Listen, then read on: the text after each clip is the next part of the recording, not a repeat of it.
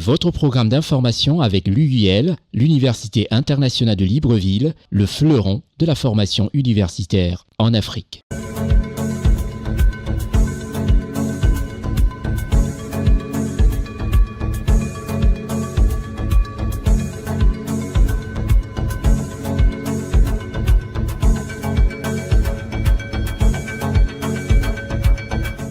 Le rendez-vous politique, le récapitulatif de toute l'information hebdomadaire à travers ce programme Konstieka All Week News sur votre chaîne de télévision, celle que vous avez choisi de regarder. Merci de nous rester fidèles, je suis Konstieka. Dans ce programme, nous parlerons du Congo, nous parlerons de la Côte d'Ivoire, qui a vu cette semaine la visite du président de la transition gabonaise, son Excellence, le général Brice Clotaire Oligui Nguema. On parlera même aussi du dialogue national du côté du Gabon. Nous allons parler du Cameroun, on va parler du Tchad, nous parlerons du Rwanda, du Sénégal, avec tout ce qui se met en place sur le plan gouvernemental. Restez les nôtres, vous avez fait le très très bon choix. Dans ce programme Konstieka All Week News, nous allons parler du pays du président Alassane Ouattara, à savoir la Côte d'Ivoire, avec ce développement extraordinaire qui se fait au jour le jour dans ce pays béni des dieux. Le Premier ministre de la République de Côte d'Ivoire, M. Robert Begré-Mambé, a inauguré ce qu'on peut appeler, sans l'ombre d'un doute, comme une vraie révolution concrète de la production énergétique, qui honore la vision du président Alassane Ouattara de couvrir toute la Côte d'Ivoire en énergie électrique et faire de son pays, par des centrales solaires, le réservoir de l'énergie de l'Afrique de l'Ouest. Que demande le peuple? Des actes et non des paroles. Reportage Ousmana Koulibaly, Lévite Vaunan et Marcel Bassolé. C'est à Boundiali, le 3 avril 2024, que le Premier ministre Robert Begré-Mambé a procédé à l'inauguration de la phase 1 de la centrale solaire photovoltaïque de Boundiali, d'une capacité à terme de 83 MW. Le chef du gouvernement ivoirien a expliqué que cette infrastructure, qui sera une fois la phase 2 achevée, la plus importante centrale solaire photovoltaïque de l'Afrique de l'Ouest, ce qui concrétise la volonté du président de la République, son Excellence Alassane Ouattara, de faire de la Côte d'Ivoire le réservoir de l'énergie de l'Afrique de l'Ouest. Installé sur une superficie totale de 78 hectares, phase 1, 36 hectares et phase 2, 42 hectares, le projet de construction d'une centrale solaire à Boundiali a été initié dans le cadre de la diversification des sources de production d'électricité du pays, a expliqué le ministre des Mines, du Pétrole et de l'Énergie, M. Mamadou Koulibaly Sangafoa. La cérémonie de ce matin revêt un caractère historique. Pas seulement parce qu'il s'agit de la première centrale solaire du pays, mais parce qu'il s'agit en réalité du premier pas de notre pays dans sa marche transitionnelle vers des énergies propres. Le projet participe à l'atteinte des objectifs de l'État de Côte d'Ivoire, notamment l'accroissement de la part des énergies renouvelables dans le mix énergétique, soit 45% à l'horizon 2030, y compris la grande hydroélectricité, et le respect des engagements internationaux en matière de réduction des émissions de gaz à effet de serre, 31,4%. D'un coût global de 75,6 millions d'euros, la centrale solaire photovoltaïque de Boundiali facilitera l'électrification des villages et favorisera l'amélioration de la qualité de service de plus de 430 000 ménages, a expliqué le directeur général de Côte d'Ivoire Énergie, CIEnergie, M. Noumouri Sidibé. Le projet qui nous réunit ce jour, dans son envergure initiale, a consisté à la réalisation d'une centrale solaire photovoltaïque d'une capacité de 37,5 MW crête et d'un poste HTB pour l'évacuation de l'énergie. Un système de stockage de l'énergie par batterie d'une capacité de 10 MW, 11,9 MWh est également installé pour assurer le lissage de la production photovoltaïque en cas d'intermittence de la ressource solaire. Le président du conseil régional de la Bagoué, le ministre Bruno Nabagné-Koné, s'est félicité de la réalisation de la première centrale solaire photovoltaïque du pays dans sa région. Il a dit sa gratitude au chef de l'État et au Premier ministre pour cette infrastructure. Selon le ministre Bruno Nabagné-Koné, le taux d'électrification de la région est à ce jour de 96%. En effet, le nombre de localités électrifiées est passé de 33 en 2011 à 160 à ce jour, a-t-il fait savoir. Cette centrale contribue à sécuriser notre approvisionnement énergétique et à le rendre plus propre en réduisant notre dépendance aux combustibles fossiles. D'autre part, elle stimule l'économie locale, crée des emplois et promeut dans notre région l'innovation technologique. Enfin, elle va renforcer l'autonomie énergétique de notre pays en faisant de notre région de la Bagoué, région jadis considérée comme pauvre et délaissée, une région pionnière dans le domaine des énergies renouvelables en Côte d'Ivoire. La centrale solaire photovoltaïque de Boundiali contribuera non seulement à l'alimentation d'environ 70 000 foyers, mais aussi à l'économie de 60 000 tonnes, l'équivalent de CO2 par an. Elle va favoriser la création de 300 emplois directs et indirects pendant la construction de la phase 2, dont la pose de la première pierre a été effectuée ce jour par le Premier ministre. Elle va, à terme, générer 40 emplois directs et indirects pendant l'exploitation. À la demande expresse du président de la République, Son Excellence Alassane Ouattara, pour vous dire sincèrement merci pour l'engagement et la confiance renouvelée, ainsi que pour votre soutien sans faille dans la réalisation de sa grande ambition d'une Côte d'Ivoire solidaire. Le président nous a demandé de tout faire pour que dans le domaine de l'électricité, la Côte d'Ivoire soit le réservoir de l'énergie de l'Afrique de l'Ouest. Le projet de la centrale solaire photovoltaïque de Boundiali s'inscrit dans le plan directeur production 2014-2030 et a été réalisé avec le soutien financier du gouvernement allemand à travers le KfW et l'Union européenne.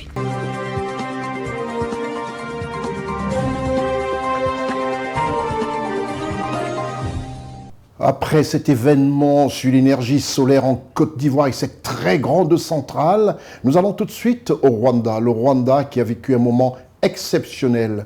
On a fait du rappel, on a parlé de souvenirs avec la présence de nombreux chefs d'État et des représentants de divers pays d'Afrique. Au Rwanda, la journée de commémoration des 30 ans du génocide des Tutsis, comme pour dire plus jamais ça. La Côte d'Ivoire était dignement représentée à ces 30 ans du génocide, un événement qui aura marqué le Rwanda et même d'ailleurs l'Afrique. Comme je disais tout à l'heure, plus jamais ça. La Côte d'Ivoire dignement représentée par le haut représentant du chef de l'État de Côte d'Ivoire, M. Gilbert Kone-Kafana, et ainsi que Mme Françoise Remarque, qui n'est autre que ministre de la Culture et de la Francophonie de la République de Côte d'Ivoire. Nous allons tout de suite au Rwanda, grâce à Séverin Tchatchoua, Charlotte Abdoulaye et Marcel Bassolé. L'an 30 du génocide des Tutsis au Rwanda. Le dimanche 7 avril 2024 débutent les commémorations officielles de ce qui deviendra le dernier génocide du XXe siècle. Un décor sombre pour exprimer la douleur, un arbre fleurissant pour dire oui à la vie, oui à l'espoir d'un monde de paix et de cohésion partagée. C'est la scène que le Rwanda a offert à ses invités venus des 4 coins du monde, notamment la Côte d'Ivoire, pour commémorer le Kwibuka 30 avec le peuple rwandais. Le Rwanda a une belle expérience à partager en matière culturelle. Et d'ailleurs, la culture, et on l'a vu au cours des cérémonies de commémoration de 30e année du génocide, la culture a joué un rôle important dans le processus de réconciliation et de cohésion sociale. Il y a 30 ans, entre les mois d'avril et de juillet 1994, entre 800 000 et 1 million d'hommes, de femmes et d'enfants, principalement Tutsis, ont été massacrés par un régime extrémiste Hutu. Les relations entre la Côte d'Ivoire et le Rwanda sont des relations de fraternité. Le président de la République qui a des rapports particuliers avec le président du Rwanda, c'est un événement qui nous concerne. Il pourrait se produire partout. Et je crois que c'est un exemple pour chacun d'entre nous de travailler à éviter que ce genre d'événements n'interviennent.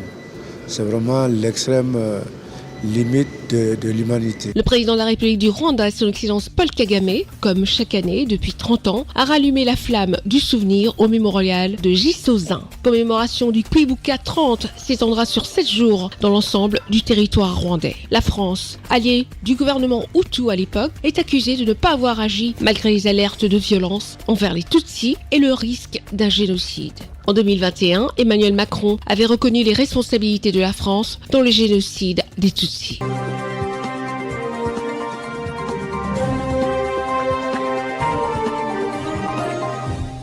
Restons en Afrique centrale après ce moment qu'on veut vraiment inoubliable et plus jamais dans un pays africain, notre Afrique très chère, cette mère patrie. Nous allons tout de suite nous rendre au Congo-Brazzaville, ce pays dirigé par le président Denis Sassou Nguesso. Le président de la République congolaise est de retour dans son pays après un périple qui l'a conduit à Bakou et Kigali. Reportage Charlotte Abdoulaye, Gérard Richard Gozo, Séverin Tchatchoua et Marcel Bassolé.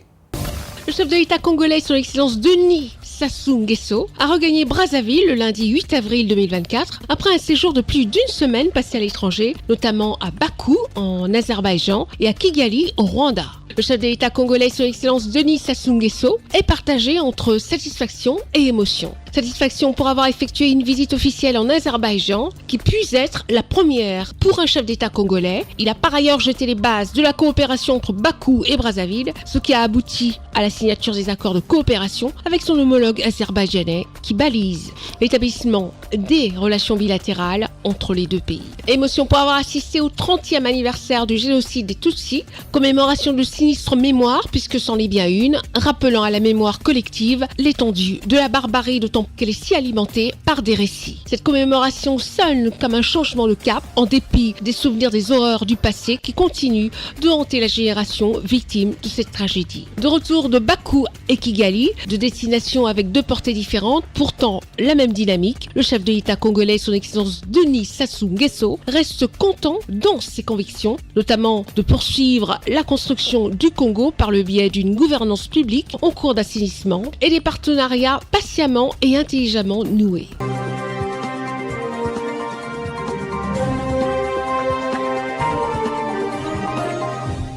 Le Gabon sera à l'honneur dans ce programme de par d'abord le respect des engagements pris par le comité de transition au Gabon dirigé par le général Brice Oligui Nguema pour respecter tout ce qui a été dit depuis le coup de libération de ce peuple d'Afrique, à savoir ce coup du 30 août dernier. Nous allons parler de ce dialogue national tel promis par le comité de transition au Gabon.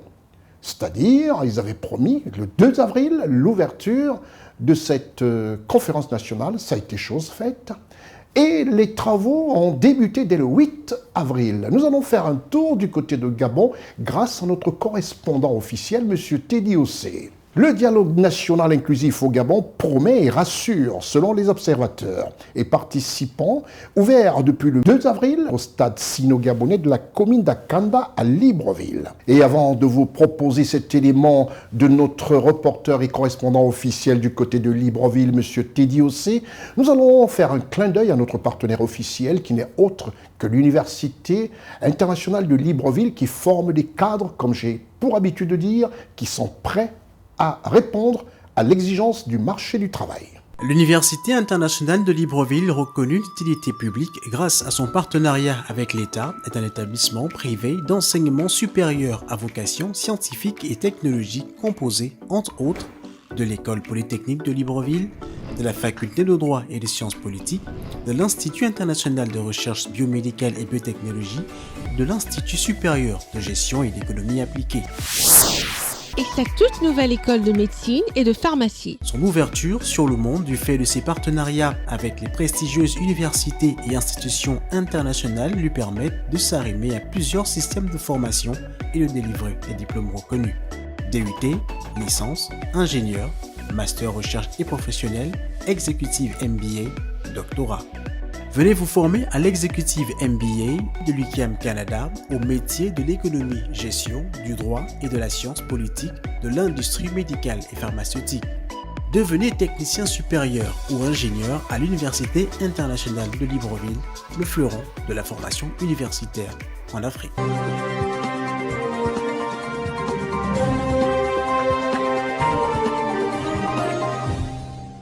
Le dialogue national inclusif au Gabon à l'entame, rassure et promet. Les différentes commissions sont entrées de plein pied dans l'analyse, le diagnostic, la mise à plat de tous les errements, abus et hybrides transversaux qui ont conduit au coup de libération par le CTRI au soir du joyeux souvenir du 30 août 2023. Les commissaires ont la lourde charge de la responsabilité de dessiner les contours d'un Gabon nouveau, correspondant aux profondes aspirations des populations, avec des institutions fortes, ancrées résolument dans un état de droit et de justice sociale, se conjuguant avec la démocratie dans son expression la plus noble. Le président de la transition, le général Brice Clotaire Oligui Nguema, a voulu ce dialogue national inclusif, mais aussi et surtout sans tabou ni totem. Et cette exigence de transparence sera relayée quotidiennement par un point de presse tenu par Monseigneur Jean-Bernard Asseko, rapporteur général de ces assises, et déjà à l'œuvre. Mesdames et messieurs, les travaux en commission et sous-commission, débutés hier lundi 8 avril 2024 sur le site d'Angonje, se sont poursuivis aujourd'hui avec le même dynamisme et avec le même entrain. Selon les principes du dialogue national inclusif, les thématiques soulevées par les Gabonais, soit 38 000 contributions, sont soumises aux participants et font l'objet d'analyse et de réflexion. Il est important de rappeler que les débats se déroulent dans une ambiance très démocratique et sans tabou, dans un esprit de courtoisie et de respect mutuel. Les travaux en commission étant divers et variés, nous vous ferons aujourd'hui un rapport du début des débats dans la commission économie, notamment dans la sous-commission emploi, qui, dans son atelier, examine depuis ce matin les causes de la crise de l'emploi au Gabon. Les commissaires débattent du plan d'urgence à mettre en place d'ici 5 ans en ce qui concerne le plein emploi pour tous les moyens de la promotion de la culture entrepreneuriale au Gabon. Le tout va reposer sur l'élaboration d'une politique publique en matière du plein emploi. Toujours dans la sous-commission emploi, le groupe s'est penché sur les mesures à mettre en œuvre pour améliorer le code du travail d'une part et pour améliorer les conditions du travailleur en territoire gabonais. Toujours dans la sous-commission emploi, les travaux en atelier ont traité des thématiques ci-après.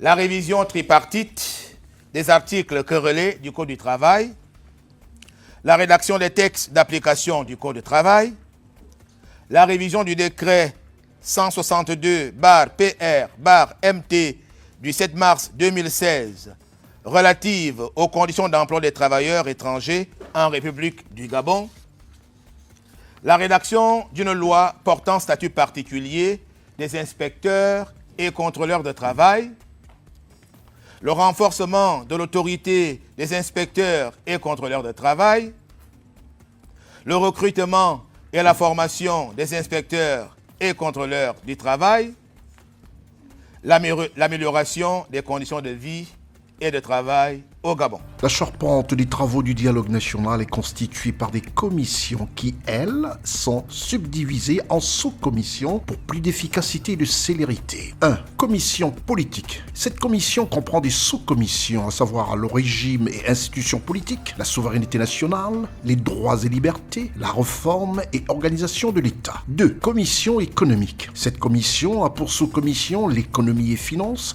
l'équipement et infrastructure, travaux publics, l'emploi, l'agriculture et l'environnement. 3. Commission sociale. Cette commission a pour sous-commission la formation, le bien-être social, le patrimoine culturel et ses valeurs, jeunesse, loisirs et sport. Il faut souligner que le climat dans lequel se déroule ce dialogue national inclusif au Gabon à Libreville est totalement inédit, à la différence du passé. Le seul intérêt qui prévaut de manière suprême et absolue, c'est la renaissance d'un Gabon nouveau dans tous les fondements. Concernant la thématique liée à la fonction publique, Les commissaires travaillent sur la mise en place et la définition d'une politique de recrutement des agents publics.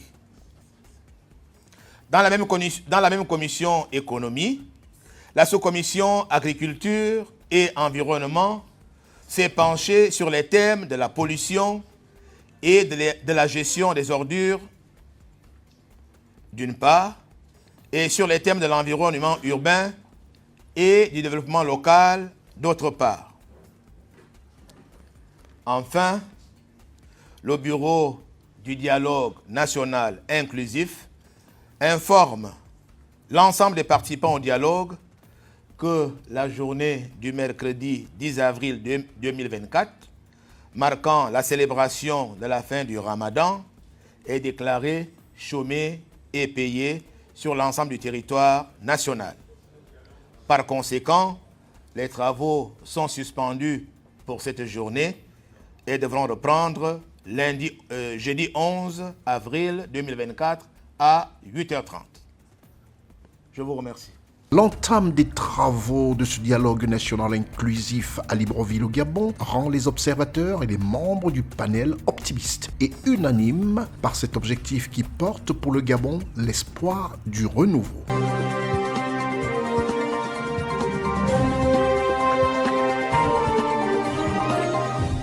Tout en souhaitant que tout se passe très bien dans ce dialogue national qui promet. Et vous voyez tout le monde réuni comme un seul homme, forme une famille pour donner un nouvel élan à ce nouveau Gabon. Nous quittons le Gabon pour la Côte d'Ivoire.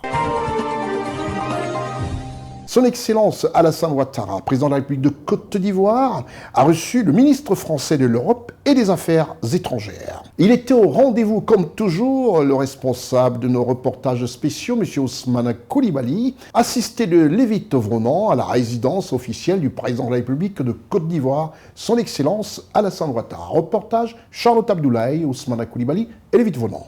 Le lundi 8 avril 2024, le président de la République de Côte d'Ivoire, son Excellence Alassane Ouattara, a eu un entretien avec le nouveau chef de la diplomatie française, M. Stéphane Séjourné, ministre français de l'Europe et des Affaires étrangères, depuis janvier 2024. Au centre des échanges entre le chef de l'État ivoirien et son hôte, les relations économiques entre les deux pays, la situation sécuritaire dans la sous-région ouest africaine, les rapports privilégiés entre la Côte d'Ivoire et la France, la situation de crise sur le plan international. Le président de la Côte d'Ivoire, son Excellence Alassane Ouattara, a réitéré ses remerciements à la France pour son soutien à la Côte d'Ivoire dans plusieurs domaines, notamment économiques, social, sécuritaire, éducatif. Tout le monde connaît les liens historiques, les liens d'amitié, les liens de coopération entre la République française et la Côte d'Ivoire.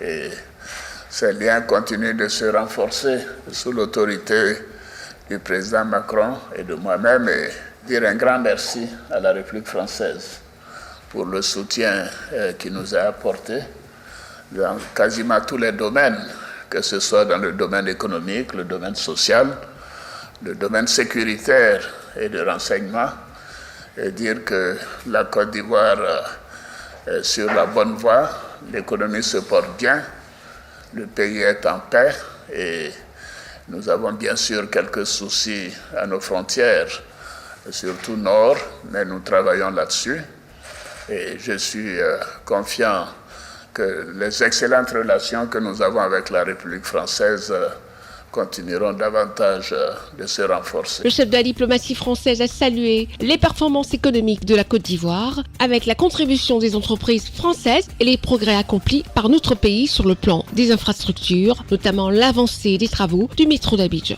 Je voudrais d'abord peut-être vous adresser une double félicitation pour la CAN à la fois sportive et aussi organisationnelle. J'espère qu'en tout cas la France fera aussi bien lors de l'organisation de nos Jeux olympiques et paralympiques qui se dérouleront cet été. Je voudrais saluer les bons résultats de l'économie ivoirienne. Depuis maintenant plus d'une décennie, vous avez su de manière remarquable organiser l'économie et être sur une dynamique de croissance importante. Nous participons avec les entreprises françaises en tant que premier bailleur à cette économie et je me félicite également d'un point de vue des infrastructures. On évoquait notamment le métro qui avance bien et la participation de nos entreprises. Nous avons également évoqué nos partenariats et nos liens humains. Et je crois que c'est aussi le sens de l'histoire de nos nouvelles relations entre les deux pays. Avoir des partenariats qui sont équilibrés, avec une diaspora qui fait ce lien entre nos cultures et nos économies.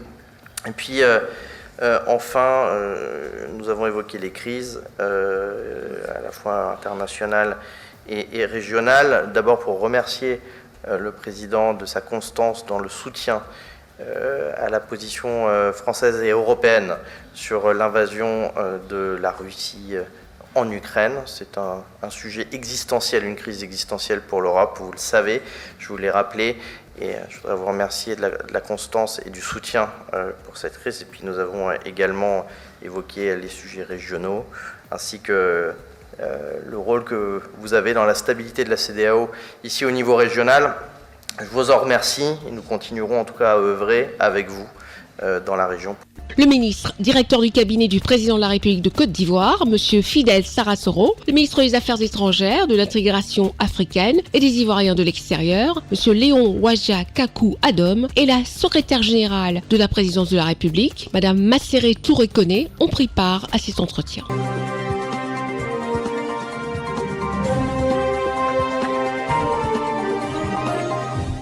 Le rendez-vous panafricain de l'information politique, économique et touristique nous amène tout de suite au Tchad, le pays présidé par son Excellence Mahamat Idriss Déby Itno. À N'Djamena, la capitale du Tchad, le secrétaire d'État émirati a été reçu par le président de transition de la République du Tchad. Reportage Charlotte Abdoulaye, Séverin Tchatchoua et Marcel Bassolé. Le président de transition, président de la République du Tchad, chef de l'État, général Mahamat Idriss Déby Itno, a reçu en audience le secrétaire d'État émirati aux affaires étrangères, chargé des questions africaines, son Altesse Cheikh Chakbout bin Nahyan Al Nahyan, à la tête d'une forte délégation. Il a transmis un message verbal du président des Émirats Arabes Unis, son Altesse Cheikh Mohammed bin Zayed Al Nahyan, au chef de l'État. Cette visite du secrétaire d'État émirati aux affaires étrangères intervient moins de 2 semaines après la visite officielle du président de la République du Tchad, le général Mahamat Idriss Déby Itno, à Abu Dhabi, à l'invitation du président des Émirats Arabes Unis, son Altesse Cheikh Mohammed bin Zayed Al Nahyan. Le séjour de la délégation émirati à N'Djamena entre dans le cadre du raffermissement des relations entre le Tchad et les Émirats Arabes Unis, 2 pays amis et 2 peuples frères. Outre le message verbal dont il est porteur, le secrétaire d'État émirati aux affaires étrangères, chargé des questions africaines, son Altesse Cheikh Chakbout bin Nahyan Al Nahyan, a déclaré avoir fait le déplacement du Tchad pour procéder à l'inauguration officielle de l'hôpital Tchad Émirats Arabes Unis, construit à Abéché, le chef-lieu de la province du Ouaddaï, et suivre personnellement les multiples volets de la riche et fructueuse coopération bilatérale.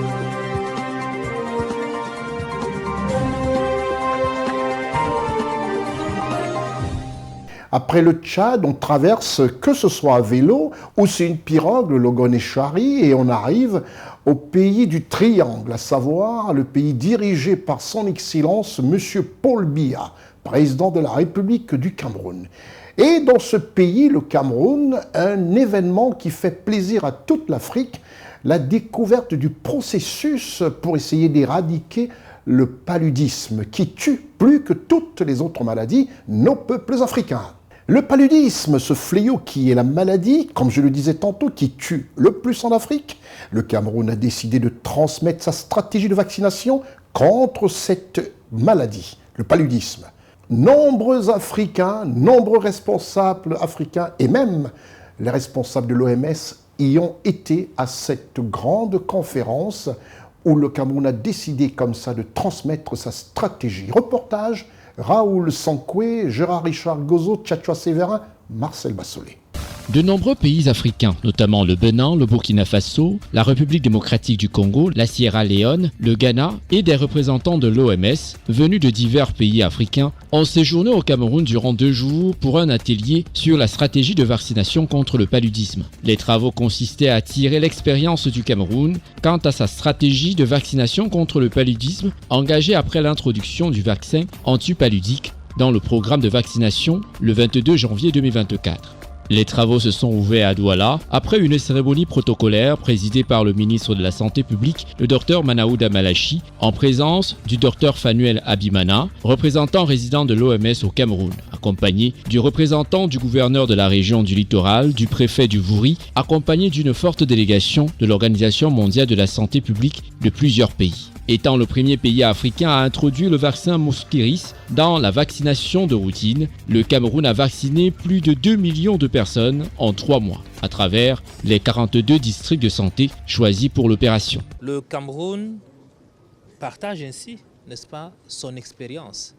Et nous savons très bien que lorsque nous avons reçu ces vaccins, il y avait une polémique, une vive polémique, j'allais dire, et un niveau d'acceptabilité qui devrait être à caution. Aujourd'hui, en faisant l'évaluation, nous nous rendons compte que, effectivement, les explications qui ont été apportées, la transparence, n'est-ce pas, qui a régné autour de l'introduction de ce vaccin au Cameroun, et surtout la volonté politique affichée, qui va de Monsieur le Président de la République, son Excellence Paul Biya, au chef du gouvernement, Chief Dr Dion Ngouté, à l'ensemble de son gouvernement et aux acteurs de la vie politique qui ont reçu ce vaccin et qui ont vu en ce vaccin un moyen supplémentaire de lutte contre le paludisme. Quand on connaît le poids, n'est-ce pas, du paludisme sur notre dispositif sanitaire, personne ne pouvait être indifférent à l'introduction de quelque chose qui va venir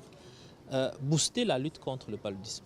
Je rappelle ici qu'il s'agit d'un vaccin qui ne va pas remplacer les autres modes de lutte, mais qui vient s'ajouter à ce mode de lutte pour pouvoir avoir davantage d'efficacité et de résultats. Des statistiques qui flattent l'Organisation mondiale de la santé eu égard de la lutte contre le paludisme. Un état de fait qui justifie le choix du Cameroun comme exemple à suivre par les autres pays africains engagés dans le combat contre cette maladie. Dans le PEV de routine, et d'autres qui vont commencer à l'introduire. Mais peut-être il faut prendre un petit recul et parler du paludisme d'abord. Le paludisme, c'est une maladie qui a un poids lourd dans nos communautés.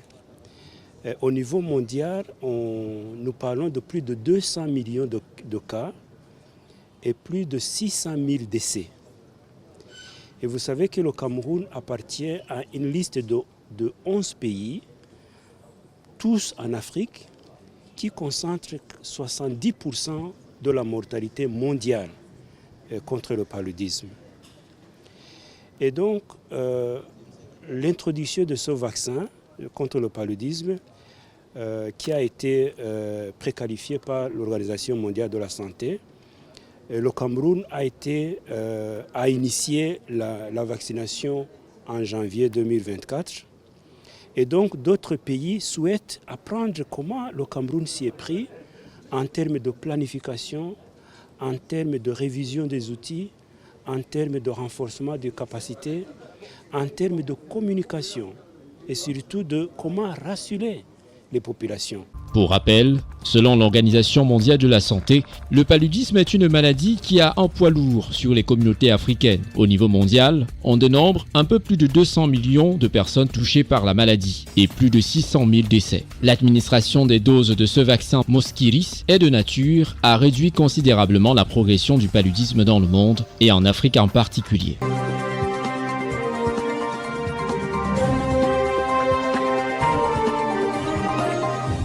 Voilà ce qui fait plaisir à tous les Africains de savoir que bientôt, on ne parlera plus du paludisme dans notre belle Afrique, cette Afrique de nos ancêtres. Nous allons au pays de la Teranga, à savoir le Sénégal, où déjà l'équipe en place est au four et au moulin. La politique au Sénégal, version son Excellence Bassirou Diomaye Diakhar Faye, est déjà en marche, avec la passation de service entre le Premier ministre sortant et M. Ousmane Sonko, nouveau Premier ministre, qui prône la rupture et l'efficacité. L'équipe de rédaction de CNN a décidé de faire un tout petit peu ce qu'on appelle un coup double, à savoir vous présenter cette passation de service entre le Premier ministre sortant et le Premier ministre entrant, et ensuite vous présenter aussi le premier conseil de ministres de la République du Sénégal. Reportage Charlotte Aboulaye, Gérard Richard Gozo, Tchatchoua Séverin et Marcel Bassolé.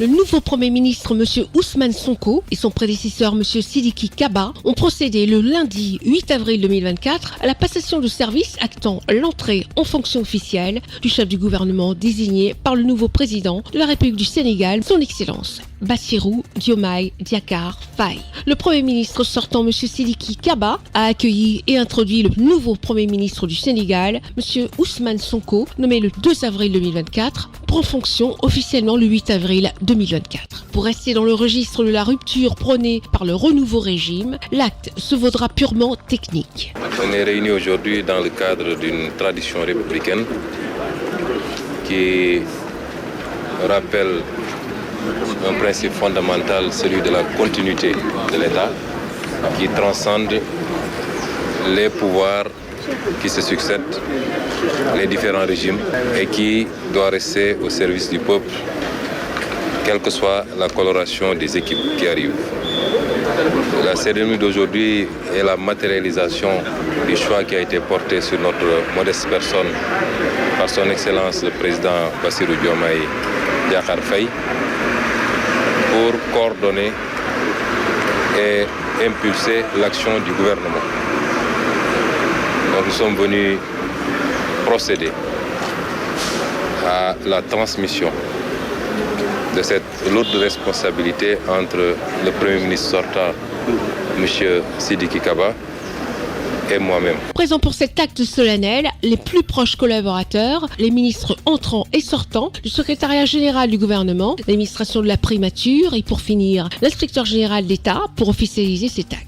S'exprimant devant les journalistes à l'issue de la cérémonie, le nouveau Premier ministre a fait observer que la passation de service, qui s'est passée dans de très bonnes conditions, permettra à la nouvelle équipe de commencer à exercer ses nouvelles responsabilités. C'est une passation qui s'est passée dans de très bonnes conditions. Je remercie M. le ministre donc et toutes ses équipes pour l'accueil, pour la qualité des documents de passation qui ont été élaborés. Et je le félicite également pour ces longues années de bons et loyaux services à la tête de l'État, au sommet de l'État en tout cas, et surtout ces longues années de services irréprochables puisqu'il a eu à exercer dans différents départements ministériels. Et je n'ai pas souvenance qu'il ait été cité dans autre chose qu'une bonne application des consignes, des directives, mais également de la déontologie. Nous le félicitons et nous lui souhaitons une bonne continuation, certainement dans d'autres sphères ou dans d'autres activités. Et dans les prochaines heures et les prochains jours, nous nous attellerons à installer l'ensemble du gouvernement pour que, immédiatement après les fêtes de Korité, les différents départements ministériels puissent être opérationnels. Le nouveau Premier ministre sénégalais, M. Ousmane Sonko, est né le 15 juillet 1974 à Thiès, inspecteur des impôts et des domaines. Il a servi 15 années durant. Il a été vérificateur fiscal, auditeur interne, premier secrétaire général du syndicat autonome des impôts et des domaines, homme d'État sénégalais, député à l'Assemblée nationale de 2017 à 2022, maire de Ziguinchor depuis 2022. Un conseil de ministres s'est tenu le mardi 9 avril 2024 au Palais de la République sous la présidence du chef de l'État, son Excellence M. Bassirou Diomaye Diakhar Faye. À l'entame de sa communication, le président de la République a saisi l'occasion de ce premier conseil des ministres après sa prestation de serment le 2 avril 2024 pour exprimer encore une fois sa reconnaissance infinie et sa profonde gratitude au peuple sénégalais qui lui a fait confiance avec son élection au premier tour avec 54,28% des suffrages exprimés. Ce qui dénote de l'espoir immense placé au projet collectif défendu pour un Sénégal uni, souverain, juste et prospère. Le chef de l'État a, à cet égard, salué la maturité du peuple sénégalais et sa volonté manifeste de soutenir une rupture en profondeur, d'accompagner une transformation du système à tous les niveaux de la vie économique et sociale du pays. Le président de la République a remercié et félicité tous ses compagnons et soutiens pour l'engagement historique exceptionnel, la résilience et le courage qui ont permis cette alternance inédite acquise de haute lutte avec tant de sacrifices.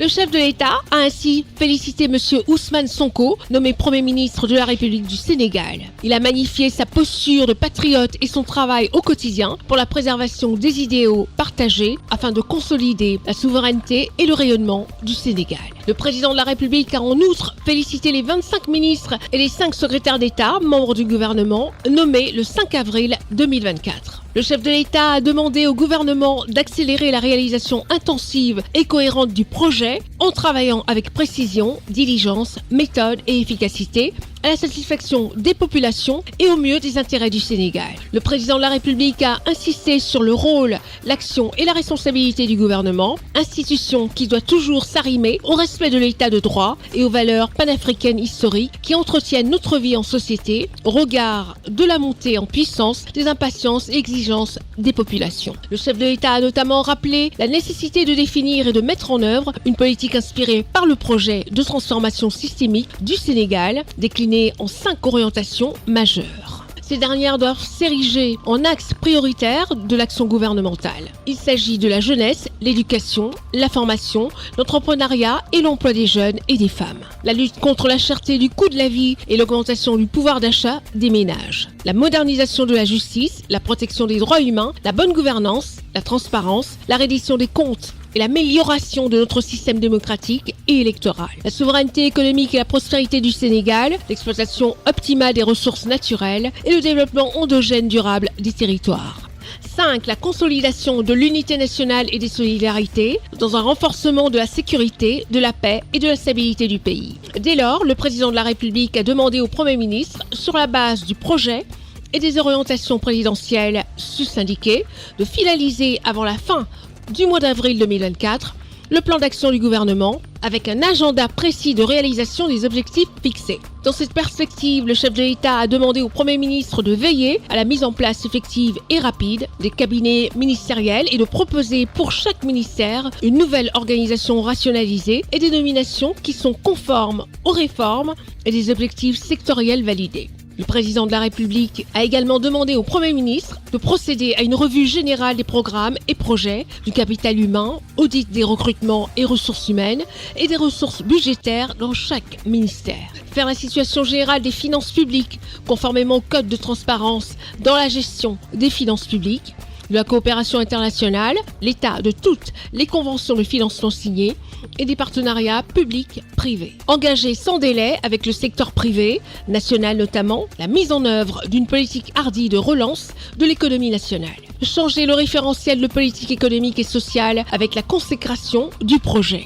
Préparer le programme législatif et réglementaire du gouvernement à partir des textes et de l'agenda d'adoption proposés par chaque ministère. Enfin, le chef de l'État a demandé au Premier ministre de repenser l'organisation et le fonctionnement de l'administration et du secteur parapublic et d'accentuer la réforme du service public autour de la digitalisation des procédures et de la transformation numérique des structures. Le président de la République a ordonné la tenue d'un séminaire gouvernemental de cadrage global de l'action de l'État, ainsi que le développement d'une stratégie de communication gouvernementale innovante basée sur l'anticipation, la précision des messages, mais surtout sur l'appropriation des politiques publiques par les populations qui doivent rester au cœur des interventions du gouvernement. À ce titre, le chef de l'État a invité les membres du gouvernement à rester humbles et sobres, à cultiver l'écoute, l'efficacité, dans la collégialité et la solidarité, afin d'assurer la réalisation soutenue du projet. Le président de la République a par ailleurs partagé avec les membres du Conseil la lettre d'orientation qu'il a adressée aux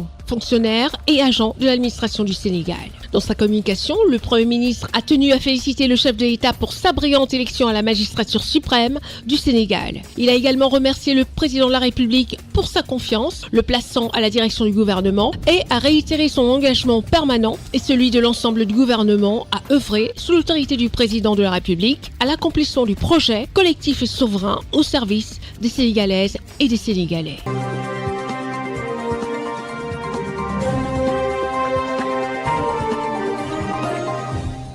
Je disais tantôt qu'on parlera énormément du Gabon dans ce programme. Vous savez que ce programme, qui ne dure qu'1 heure, parle de toute l'Afrique. On essaye un peu de trier au volet, morceaux choisis bien sûr. Nous allons parler de cette visite de travail et d'amitié de 72 heures. Le président de la République de Côte d'Ivoire, son Excellence Alassane Ouattara, a reçu le président de la transition gabonaise, à savoir le général Brice Clotaire Oligui Nguema, et une forte délégation gabonaise en Côte d'Ivoire pour cette visite de travail et d'amitié qui a duré 3 jours. Vous verrez une ambiance fraternelle, cordiale, qui montre aux yeux de l'Europe comment l'Afrique sait gérer ses affaires, comment l'Afrique se comporte et comment les rapports sud-sud sont des rapports excellents. Et ensemble, les deux personnalités politiques ont évoqué un panorama de grands sujets. Reportage depuis le palais présidentiel à Abidjan, l'équipe de reportage spécial du CNN dirigée par Ousmana Coulibaly, assisté de Lévite Vonan, et à la post-production Marcel Bassolé. La relation fraternelle entre le Gabon et la Côte d'Ivoire, vieille de 54 ans, se matérialise encore par cette visite de 3 jours d'amitié et de travail en Côte d'Ivoire du président Brice Clotaire Oligui Nguema, chef de l'État gabonais. Arrivé sous cette température douce de la mi-journée du jeudi 11 avril, en cette période ensoleillée en Côte d'Ivoire, le cortège du vice-président M. Tchémoko Koné sera suivi de l'hôte de la Côte d'Ivoire du jour, en visite de travail et d'amitié. Le président de la République gabonaise, le général Brice Clotaire Oligui Nguema, dans un costume bleu nuit et une cravate bleu pétrole, accueilli sur le perron du palais présidentiel par le chef de l'État de Côte d'Ivoire, son Excellence Alassane Ouattara, vêtu d'un costume gris foncé. Un accueil des plus chaleureux qui témoigne l'excellent rapport entretenu entre Abidjan et Libreville.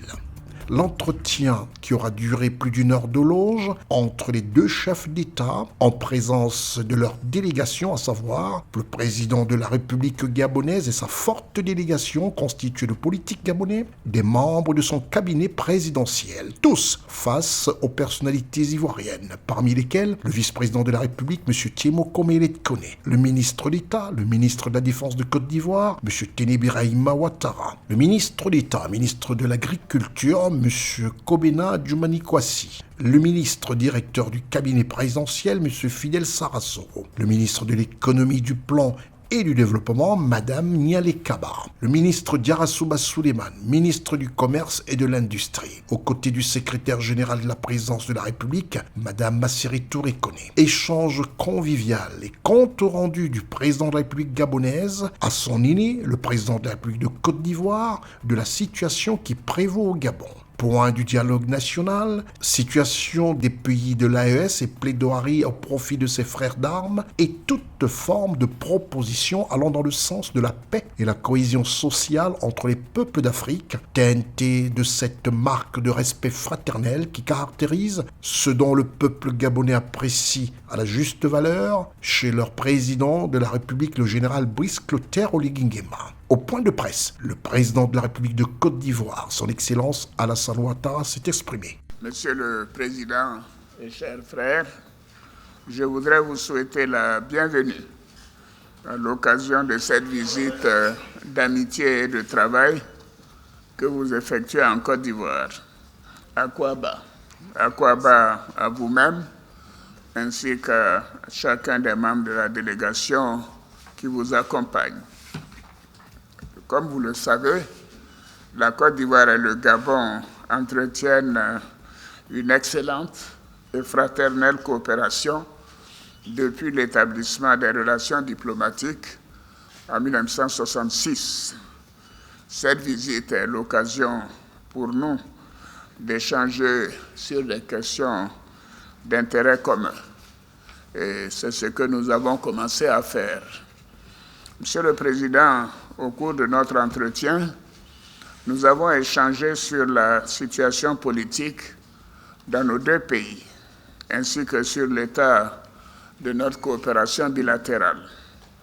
Depuis 8 mois, le Gabon traverse une étape importante de sa jeune histoire, marquée par la transition politique en cours. La Côte d'Ivoire suit évidemment avec un grand intérêt cette évolution et se félicite des efforts que vous déployez pour retourner à la normalité constitutionnelle depuis août et je dois dire que nous apprécions le climat apaisé qui est donc la situation actuelle du Gabon. À cet égard, je voudrais vous réitérer mes félicitations pour la convocation du dialogue national inclusif au Gabon, auquel nous souhaitons un plein succès dans l'intérêt du peuple frère gabonais. La Côte d'Ivoire sera bien évidemment à vos côtés pour vous offrir nos conseils et partager avec vous notre expérience et les valeurs de paix, de concorde et de cohésion qui nous animent tous les deux. S'agissant de la coopération bilatérale, nous nous sommes engagés à intensifier davantage nos échanges économiques et commerciaux, notamment dans les secteurs agricoles, miniers et énergétiques, parce que nous le savons tous, il y a une affinité spéciale entre les Gabonais et les Ivoiriens, et comme vous l'avez dit, le premier Gabonais à fouler le sol ivoirien date de 1906. Et nous avons de nombreux Ivoiriens qui résident et qui sont heureux de travailler au Gabon. Pour terminer, Monsieur le Président, je voudrais vous réitérer mes remerciements pour votre visite en Côte d'Ivoire ainsi que les échanges fructueux que nous venons d'avoir. Je forme des vœux pour le bon déroulement du dialogue national engagé et vous réaffirme la disponibilité de mon pays à œuvrer de concert avec le Gabon au renforcement des relations historiques, d'amitié, de fraternité et de coopération entre nos deux pays pour le bénéfice mutuel des peuples gabonais et ivoiriens. Et bon séjour en Côte d'Ivoire, Monsieur le Président, heureux de votre séjour.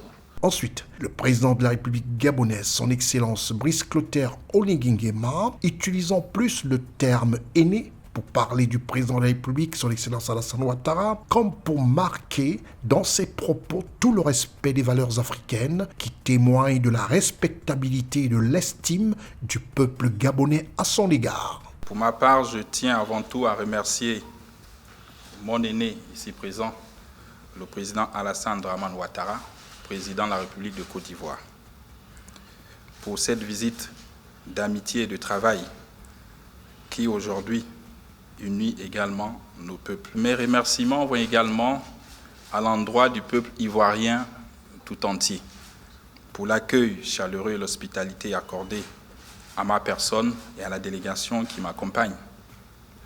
J'en profite pour lui adresser mes sincères félicitations pour le succès de l'organisation de la Coupe d'Afrique des Nations que nous avons tous vécu et dont les éléphants de Côte d'Ivoire ont été les grands vainqueurs de ce tournoi.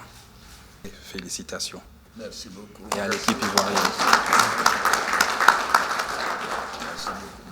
Comme je le disais lors de notre entretien, le Gabon et la Côte d'Ivoire sont des nations sœurs qui entretiennent des relations d'amitié, de partage, de coopération, une excellente coopération aujourd'hui, depuis 1966.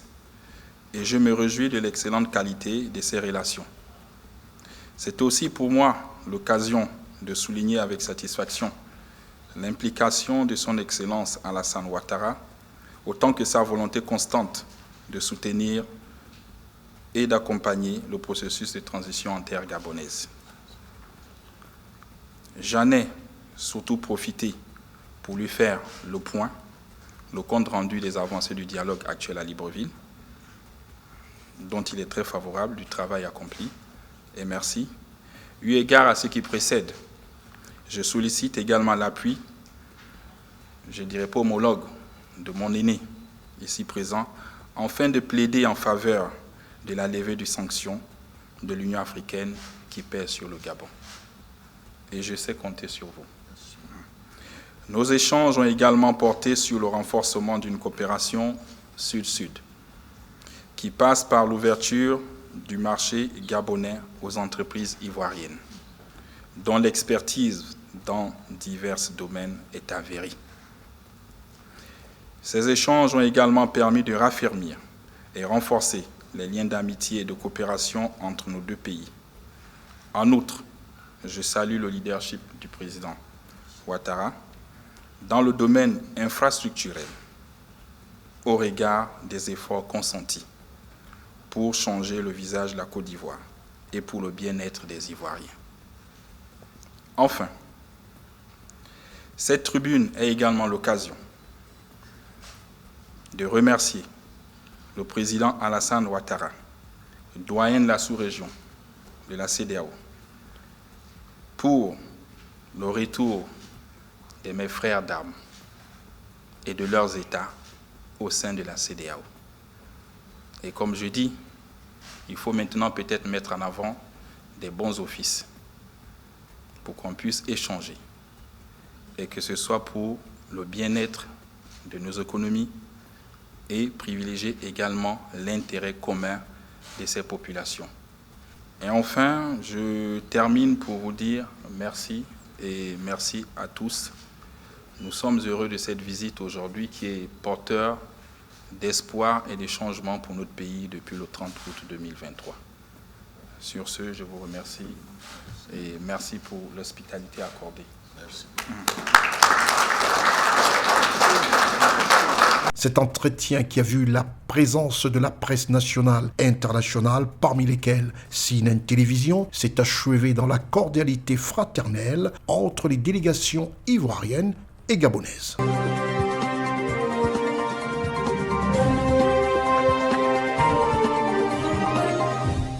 En fin de semaine dernière, les musulmans de la planète ont eu un vendredi consacré tout simplement à la nuit du destin.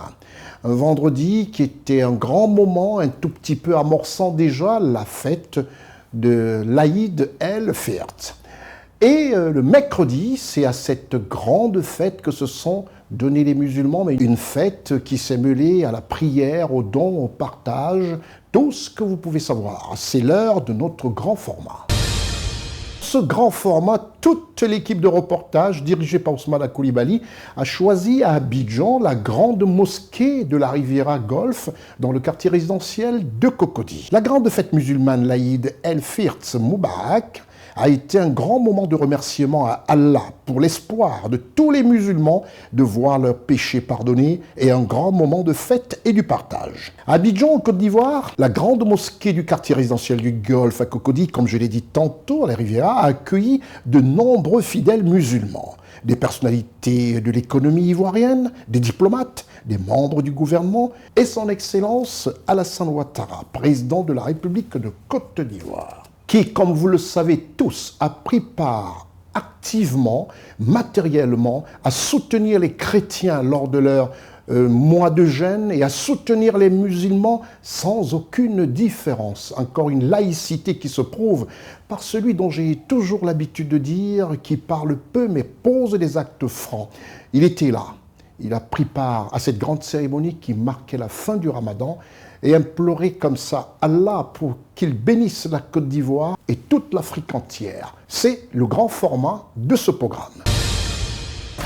Le mercredi 10 avril 2024 a été décrété en Côte d'Ivoire journée fériée, marquant ainsi la grande fête musulmane, l'Aïd Moubarak ou encore l'Aïd el-Fitr. L'équipe de CNN s'est rendue à la grande mosquée de la Riviera Golfe dans le quartier résidentiel de Cocody, où tôt, aux premières heures matinales, les fidèles musulmans avaient pris place. Dès 8h39, l'arrivée discrète dans la plus grande piété des membres du gouvernement de la République de Côte d'Ivoire, les membres du cabinet civil de la présidence de la République, les présidents des institutions, ainsi que le vice-président de la République, son Excellence M. Tchemoko Meiret Kone, qui rejoint sa place dans cette esplanade de la grande mosquée devenue très étroite pour la circonstance. C'est à 8h43 que le cortège présidentiel fait son entrée dans l'enceinte de la mosquée de la Riviera Golfe, avec à son bord le président de la République de Côte d'Ivoire, son Excellence Alassane Ouattara, pour prendre lui aussi part à cette grande fête qui couronne le mois saint du Ramadan, observé par tous les musulmans. Il est accueilli par l'imam de la grande mosquée de la Riviera Golf et après quelques échanges dans le respect de la tradition musulmane et comme tout fidèle, se dirige à l'endroit qui lui est réservé pour cette cérémonie religieuse qui sera faite de bénédictions, de lecture des textes du Saint-Coran et de remerciements dits par l'imam de la grande mosquée de la Riviera Golf qui, une fois avoir rejoint la communauté musulmane, pour certains installés dans la mosquée, pour d'autres sous les tentes ou encore à ciel ouvert, il procède ainsi à la grande prière.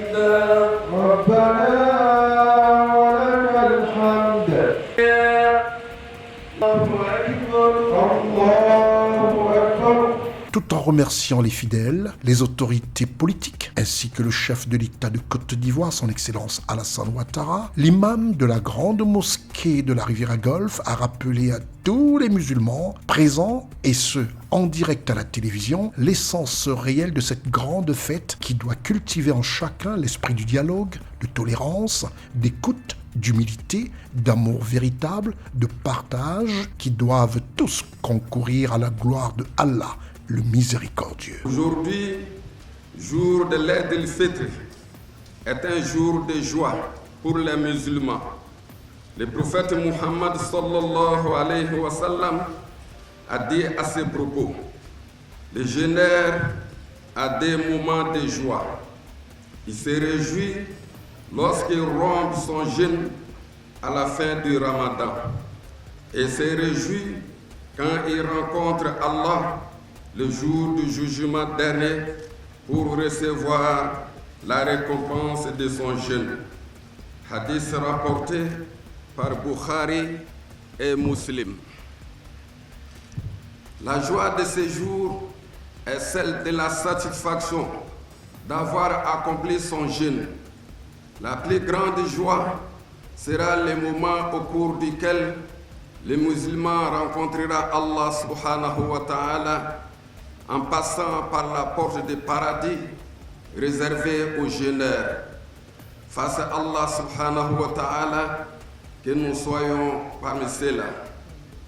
Chers frères, chères sœurs, aujourd'hui est aussi un jour de reconnaissance et de remerciement envers Allah subhanahu wa ta'ala principalement et envers toutes les personnes de bonne volonté qui nous ont permis de vivre le Ramadan dans les conditions idoines.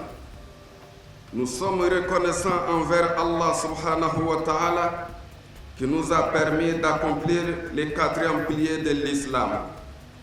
Allah subhanahu wa ta'ala ne dit-il pas dans les 5 Corans, Sourate 2, verset 152, souvenez-vous de moi donc, je vous récompenserai. Remerciez-moi et ne soyez pas ingrats envers moi.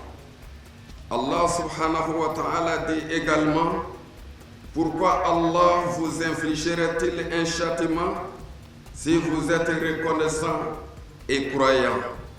Allah est reconnaissant et omniscient. Sourate 4, verset 147. La zakat de fitr dont nous nous sommes acquittés, les invocations que nous récitons depuis ce matin et la prière que nous venons ensemble d'effectuer sont des manifestations de notre reconnaissance envers Allah subhanahu wa ta'ala. Qu'Allah subhanahu wa ta'ala les agrée et nous fasse miséricorde. Allahu Akbar, Allahu Akbar, Allahu Akbar. La ilaha illallah. Allahu Akbar, Allahu Akbar. Walillahi alhamd. Chers frères, chères sœurs, nous avons également le devoir d'exprimer notre reconnaissance et nos remerciements envers les personnes de bonne volonté qui nous ont contribué à faire ce mois béni, un moment agréable de spiritualité, d'adoration et de partage. Le prophète Muhammad sallallahu alayhi wa sallam nous y exhorte en disant: remboursez les bienfaits par reconnaissance. Quiconque n'est pas reconnaissant envers les gens ne l'est pas envers Dieu. Je voudrais saisir de cette occasion pour traduire notre reconnaissance et nos remerciements à nos autorités, avec à leur tête son Excellence, Monsieur le Président de la République, El Hadj Alassane Ouattara, qui ont garanti notre sécurité et apporté leur soutien matériel et financier à la communauté musulmane, facilitant ainsi la rupture du jeûne et l'accomplissement dans les meilleures des conditions des actes d'adoration et de dévotion. Qu'Allah subhanahu wa ta'ala accorde la meilleure récompense à nos autorités. Je voudrais enfin saluer l'engagement de tous les membres des instances et dirigeants de la fidèle et les fidèles de la grande mosquée de la Riviera Golfe qui ont apporté leur soutien à leur mosquée et aux imams pendant ces mois bénis. Qu'Allah subhanahu wa ta'ala récompense chacun et chacune pour l'effort et le soutien et qu'il fasse que ce Ramadan nous ait permis de nous purifier de nos péchés et de renforcer notre foi. Alhamdulillahi Rabbil Alamin. Alhamdulillahi Rabbil Alamin. لك الحمد على إتمام الصيام شهر رمضان المبارك. اللهم لك الحمد على ما قدرت لنا بقيام ليالي رمضان بالصلاة والعبادات. ولك الحمد على ما يسرته لنا بتمام قراءة القرآن في شهر رمضان. فتقبل منا إنك أنت السميع العليم وتب علينا إنك أنت التواب الرحيم. اللهم أعز الإسلام والمسلمين وأذل الشرك والمشركين وأعز اللهم رئيس البلاد son excellence El Hadj Alassane Ouattara ومن عليه بالعمر والصحة والعافية مع أسرته الكريمة وأيد حكومته بالتوفيق لخدمة كوت ديفوار. اللهم آمنا في أوطاننا وأصلح أئمة ولاة أمورنا واجعل اللهم ولايتنا في من يخافك ويتبع رضوانك. اللهم إنا نسألك الخير كله آجله وعاجله ما علمنا منه وما لم نعلم ونعوذ بك من شر كله عاجله وآجله ما علمنا منه وما لم نعلم. اللهم نسألك أن تغفر لنا وترحمنا رحمة تغنينا عن رحمة من سواك. اللهم اجعل جمعنا هذا جمعا مرحوما وتفرقنا من بعده تفرقا معصوما ولا تضع منا ولا معنا شقيا ولا محروما. اللهم اغفر موتانا اللهم اغفر موتانا واشف مرضانا واشف مرضانا. ربنا آتنا في الدنيا حسنة وفي الآخرة حسنة وقنا عذاب النار. وصلى الله على سيدنا محمد وعلى آله وصحبه وسلم. سبحان ربك رب العزة عما يصفون والسلام على المرسلين والحمد لله رب العالمين بجاه الفاتحة. مغضوب عليهم ولا الضالين. آمين. C'est alors qu'à la fin de cette prière et dans la ferveur religieuse réelle, tout en rendant grâce à Dieu, que s'est achevée cette grande prière. Et le président de la République, son Excellence Alassane Ouattara, chef de l'État de Côte d'Ivoire, a répondu aux sollicitations de la presse nationale et internationale. CNN a suivi pour vous toute la cérémonie. Je voudrais d'abord remercier l'imam Traoré pour son sermon et aussi rendre gloire à Allah de nous avoir permis de faire ces 30 jours de jeûne d'avoir eu les moyens d'aider ceux qui en avaient besoin. Et ça a été un grand moment pour l'ensemble des Ivoiriens. Et comme l'a dit l'imam, on a vu à l'occasion de la CAN que l'union fait la force des Ivoiriens. Et je voudrais souhaiter bonne et heureuse fête à tous nos concitoyens. L'Aïd el-Fitr est une fête importante pour les musulmans et la période de carême du Ramadan a correspondu avec la Pâque également cette année. C'est un signal très fort. Donc mes meilleurs souhaits de santé, de paix pour notre pays, de longévité pour nous tous et que Allah continue de bénir notre beau pays et d'unir les Ivoiriens dans la paix. CNN a recueilli quelques impressions de ministres et fidèles musulmans satisfaits de clore en beauté ce mois saint du Ramadan. D'abord, le mois de jeûne s'est passé dans de très bonnes conditions. Ensuite, vous avez écouté l'imam, donc qui est revenu sur des événements majeurs, notamment la CAN qui a été organisée. Et grâce au leadership du président Alassane Ouattara, nous avons pu, dans la sécurité, dans la quiétude, organiser cette CAN qui a vu aussi la mobilisation des jeunes. Puisque je leur ai rappelé que près de 20 000 jeunes ont été mobilisés sur l'ensemble du territoire national pour aider à l'organisation de cette CAN. On prie tous Dieu que le président de la République ait longue vie et santé pour continuer à conduire ce pays sous son leadership et fasse Dieu que notre pays demeure durablement dans la paix et dans la stabilité. Salam alaikum wa rahmatullahi wa barakatuh. Nous sommes très heureux de participer à ce Ramadan. Nous sommes très émus. Nous remercions le tout miséricordieux, Allah, la gré et son prophète Mohammed sallallahu alayhi wa sallam de nous avoir permis de mettre ces 30 jours de jeûne. Nous le remercions très bien. Pour ce qui concerne la fête s'est bien passée, y compris la prière aussi. Et on espère que tout continue bien et que Dieu vraiment exauce la prière, qu'il veille à ce que nos péchés soient pardonnés et que la fête soit bonne. Au terme d'un mois de pénitence, un mois de piété, nous avons tous assisté, nous avons tous vécu le Ramadan à fond. Et aujourd'hui, c'est le jour de célébration. Nous sommes venus à la mosquée de la Riviera Golf où nous avons prié, nous avons rendu un culte à notre Seigneur qui est Allah. Donc vraiment, je souhaite à toute notre communauté musulmane une bonne fête de Ramadan et qu'on continue sur cette lancée-là, on continue à expier nos péchés, qu'on continue et qu'on ne baisse pas les bras.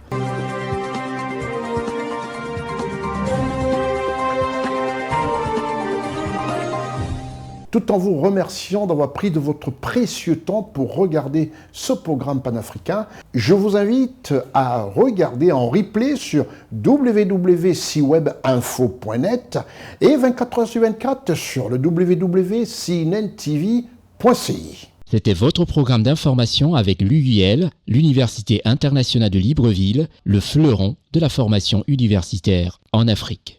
C'est terminé pour cette émission hebdomadaire. Je suis Constieka. Au revoir.